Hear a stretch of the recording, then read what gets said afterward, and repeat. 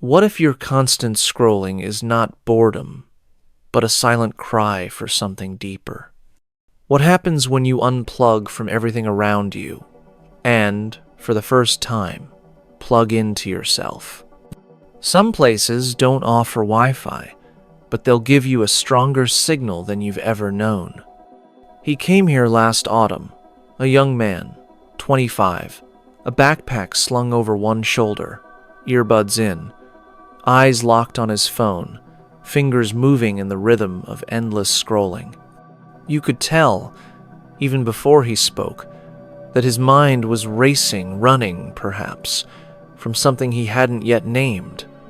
The first thing he asked me wasn't about the temple, not about meditation or silence or teachings. He looked up from his screen and said, "Do you have Wi-Fi?" I smiled. "No," I said, "but we do have connection." He gave a half laugh, the nervous kind, the kind that means, I don't know how to respond to that. He stayed silent for a beat, then told me about his life freelance marketing, good income, remote work, freedom to travel, a calendar filled with clients. From the outside, he was living the modern dream. But then he said something I didn't expect. "I feel like I'm constantly refreshing a page, and it just never loads."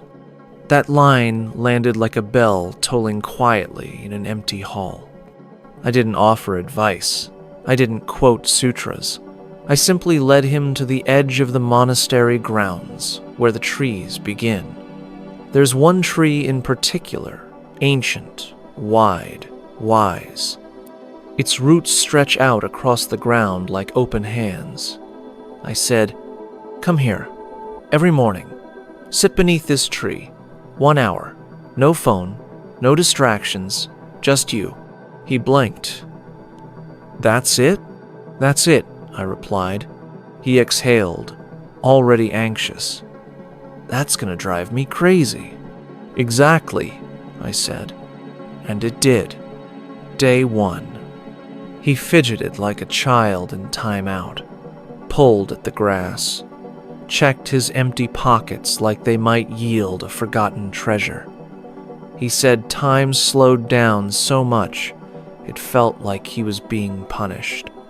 Day 2. He heard it, the phantom ping, that imaginary notification, the ghost of a dopamine hit. His phone wasn't on him, but his brain swore it was. He kept turning around, as if someone called his name. Day 3. He asked if he could bring a book. I shook my head. Books are other people's thoughts. You already have thousands of your own. Try listening to yours. He stared. That idea had never occurred to him. Day 4. He didn't ask for anything. He just walked to the tree, sat down, and closed his eyes. Day 5. Something changed. It wasn't silence in his mind, far from it. He told me, "The thoughts are still there, but now it feels like there's space. Like before, I was drowning in noise. Now I can hear myself think, and not the version of me online, not my bio, not my LinkedIn profile, just me." And then, for the first time all week, he smiled. A real smile. Not the kind filtered through social media or curated for likes. The kind of smile that comes when your soul exhales. Then he said something I'll never forget. That tree had no Wi-Fi, but it gave me the clearest signal I've ever received. And then he stood up lighter, grounded. He walked back to the monastery like someone who had remembered something sacred. You see, in life, in your life, we chase connection. But what we really need is contact. Not with the world, not with other people, not with trends or news feeds, but with ourselves. You don't need another app. You don't need another follower. You don't need another notification. What you need, what you may be aching for, is a return to silence, a return to stillness. Stillness is not emptiness. It is not absence. Stillness is presence in its purest form. It is the sacred pause between thoughts, the breath you forgot you were holding, the place where your truth, long silenced, finally whispers back. When you unplug from the world, you begin to reconnect to the one place that matters most, the still, undivided space within you.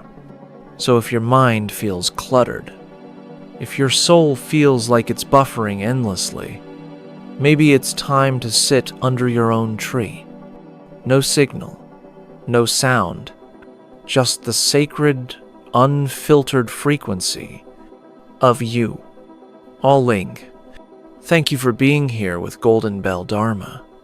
If this story touched your heart, please share it with someone who needs a little stillness in their life.